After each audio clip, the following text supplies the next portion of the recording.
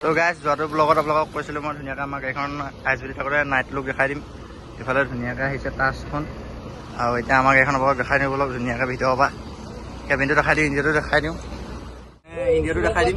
বাকী এফালে আছে আমাৰ মোৰ দুষ্টি আৰু এফালে আছে আমাৰ গোহাঁইদা একদম পূৰা মানে এতিয়া গাড়ী ওলাই যাব নহয়, পূৰা খবজব হৈছে। এইফালে আছে দুষ্টি হাঁহ কৈ দিয়া, এইফালে হাঁহ এটা দি দিয়া। ই হাঁহ চাই নিদিয়ে কৈ দিয়া, হাঁহিছে চব পুৰা ধুনীয়া হাঁহি মাৰে দেখাইছোঁ। বাকী আমাৰ কেবিনটো দেখাই দিব অলপ, বেছি দেৰি খুলি থ'ব নোৱাৰি, মহ চহ সোমাব। এইটো আমাৰ কেবিন, এইফালে বুঢ়া বহি আছে ধুনীয়াকৈ, এইফালে আমাৰ প্ৰাৰ্থনা কৰা হেৰি আছে ধুনীয়াকৈ থোৱা আছে। বাকী দেখাই দিছোঁ ইয়াৰ কেবিন, এনেই শ্বৰ্ট ভিডিঅ' এটা বনাই দিলোঁ আৰু। বাকী এইফালে ডাবল শ্লিপাৰ, তলত ছিংগুল চিট আছে, ছিংগুল শ্লিপাৰ আৰু ডাবল শ্লিপাৰ আছে ধুনীয়াকৈ দেখাই দিছোঁ।